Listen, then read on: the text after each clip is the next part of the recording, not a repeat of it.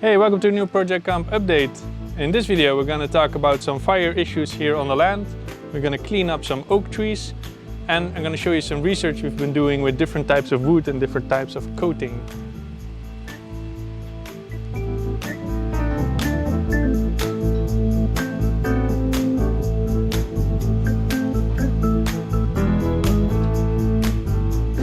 The big problem on the land is that it burned down 2 times in the recent years, in 2005 and 2017.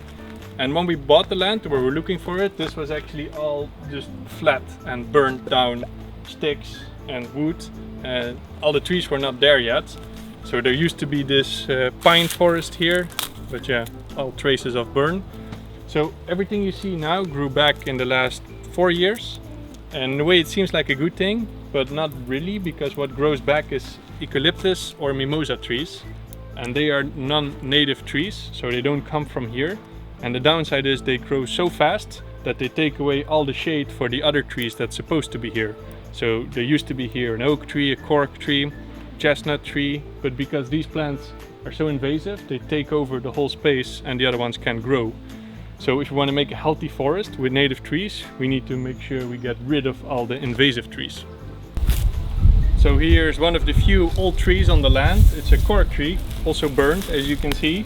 But this one is still alive and starts to sprout again, mainly because the tree is more resilient to fire. It has a thick bark, so you can really reduce a little bit the fire risk by planting the right trees to make like a fire wall. So our long-term goal here would be to replace all the mimosas and eucalyptus trees with the native trees. But one better thing we can actually already do in the short term is if we see a native tree, like this oak here, it's a young oak that tries to grow, to give it the space to grow and make sure it doesn't get overtaken by mimosas, which is usually the case. So today we're going to free up some native trees, cut the mimosas around it to make sure they can grow and become strong, resilient trees. Alright, so today we're going to start to clean up some native trees, give them some more space. We're going to do it today because also some local people started to clean the electricity line underneath. It needs to be clean.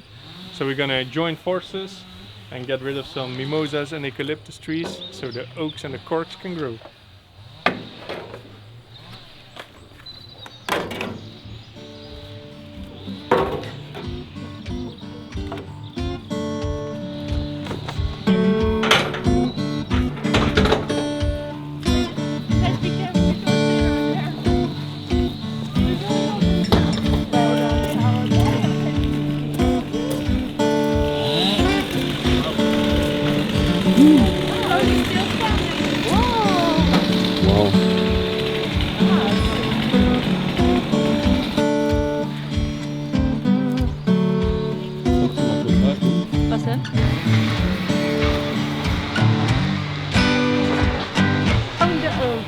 So not more.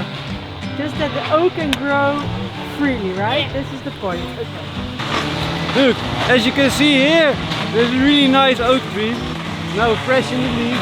But as you can also see, kind of eaten by brambles. And all the mimosa are covering its sunlight. So we want to help them get a better start and cut around it to give them more space. Why is it so loud here? Yes, these are our friends. They are helping to cut the electricity lines. This was our alarm clock this morning. At what time? 6. 6 in the morning. But it's okay. They're good people.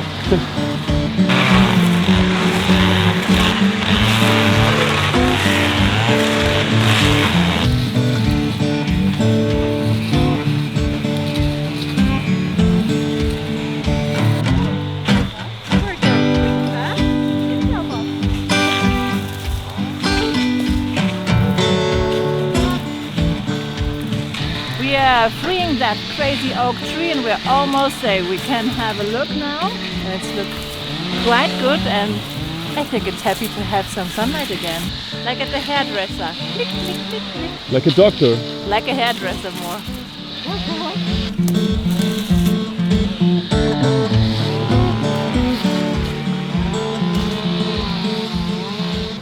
Wouter! Wouter! Get have your little song?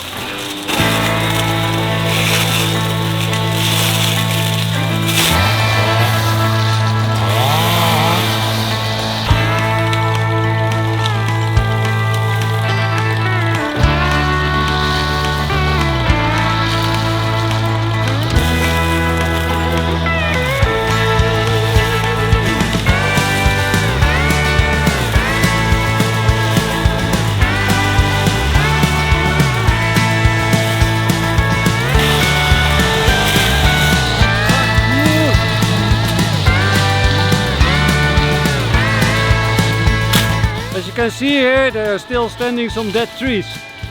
They're leaning on top of all the mimosa and other trees standing around the oak and the willows we want to save.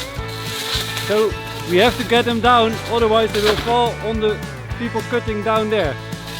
So it's good to do it now.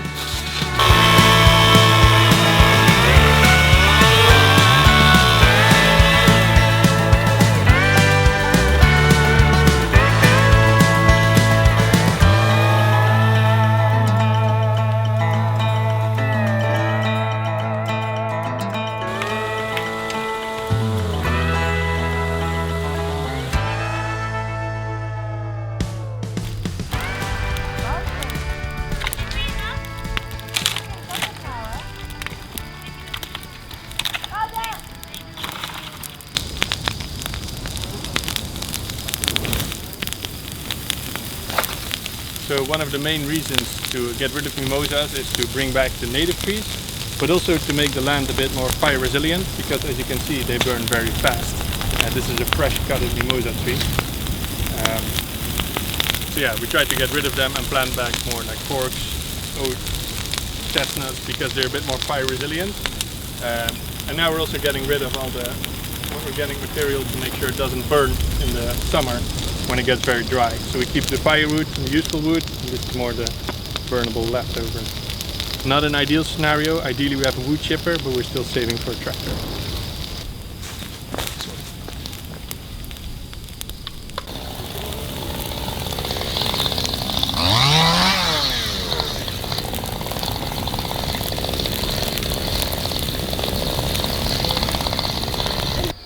Alright, so that was it. End of the day. We cleaned up this area. I have a few trees that are now free. Some oaks, willow, and the edelflower there in the background coming. Was a bit more difficult than expected because there was just a lot of dead old trees in there which we had to drag out. But generally this is something we just have to keep on going. Still a big land to go, many trees to free up. So yeah, you can also come and join and help us. But for now that was it, and we'll continue another time.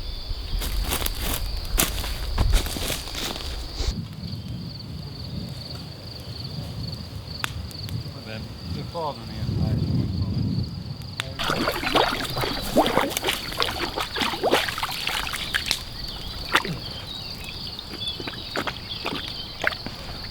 my god, we'll leave the window open tonight, I have to puke. Wants to eat the green stuff. Those is edible.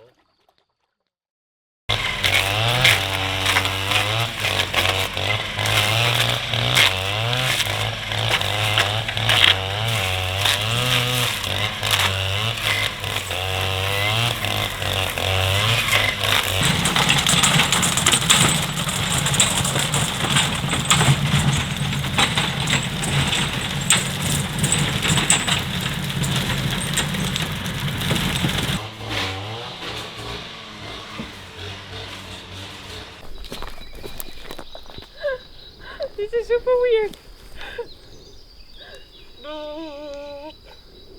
And we don't even use it, huh? That's the worst thing. Yeah. So what happened here? They've Someone cleaned got a up. haircut. They cleaned up around the electricity poles because it's mandatory 15 meters each side to make sure the trees don't hit the electricity wire.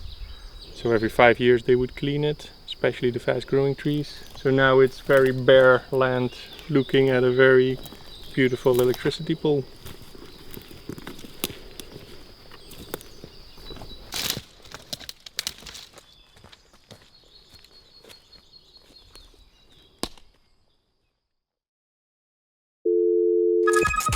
research time. So what's great about this project is that besides all the things we are building the whole day, some beautiful, some very functional, there's also a lot of time and space to really experiment and try out different things. There's a whole section on the website where you can see all our projects that we are currently working on and you can participate in to help us come with solutions we didn't think about. So for this experiment, we're gonna try and find the answer to the next question. So what are the different types of wood we can use on the land that come from around here? And what's the best way to protect them long term from all the weather influences? For this experiment, we used 5 different types of wood. This time we choose the most common and available wood types for this region. All the 5 types are pine, red cedar, eucalyptus, poplar and multiplex. Then we took 8 different treating methods. So for the first one we did no treatment at all. The second one is old candle wax, which is nice because it's a waste product. For the third one we used raw linseed oil, and then the fourth one we used boiled linseed oil. The fifth one is a ready-to-go product. It's called Bondex. It's the only product that is not natural or a waste product, just to see what would happen. The sixth thing we used is old engine oil. This oil comes from Rita's old car, which she donated to the project. A lot of you guys and also the local people recommended us to use it. It's a chemical product, but still kind of cool because it's also a waste product that we can reuse. The seventh one is a burn technique. And the last one, the eighth one, is teak oil. So, as you can see here, I made a little fire to do the burning of the wood. You see it a lot online, people burn it with a flamethrower, but I thought I'd try the original way and then on a wood fire.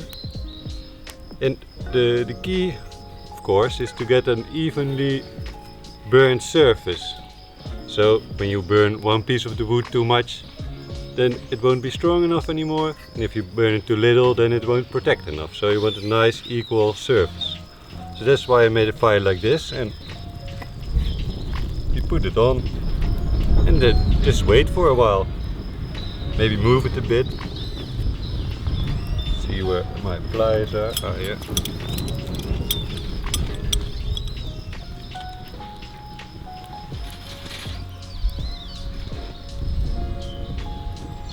As you can see now, it's a bit burning the surface. Like this, starts to get like the craquelé. It needs to be super black. It has to be black, yes. It really has to burn. And then afterwards, show it. As you can see now, you have a really nice, equally burned surface.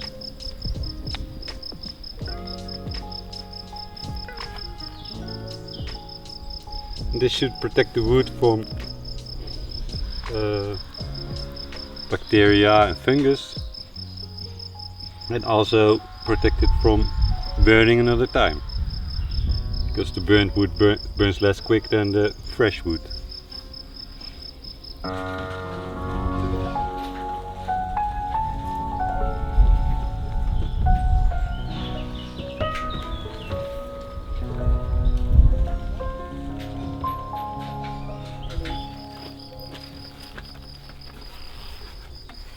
Alright, we made the board with all the samples on it, different type of treatments. Everything is ready, screwed.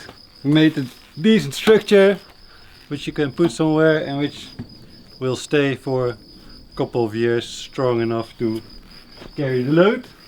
And we found a nice place to put everything and let the weather do its magic, or its terror. It's how you call it, eh? There's here sun, rain, shade, all you want. And maybe you should note that we place it under an angle, so every type of wood gets a bit of the same exposure to rain, and there can also be drip a bit of it, and it takes a bit longer, so the weathering goes a bit faster. Alright?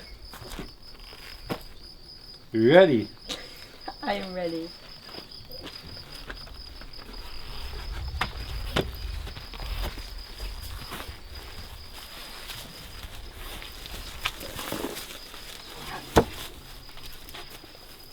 In your mouth. Mm-hmm.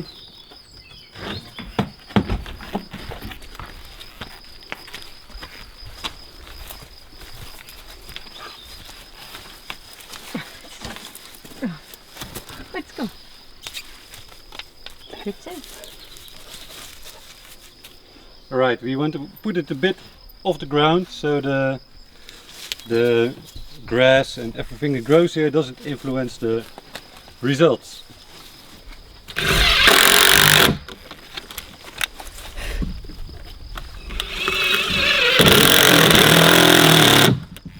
Nice crew. I like it.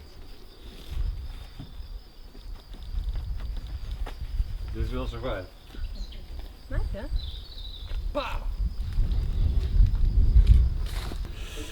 Alright, so now the tests are all here. We just have to wait for the weather and the time to see what it does. And we document this process online in the research module, make some updates every now and then, so if you want to follow it, make sure to go there.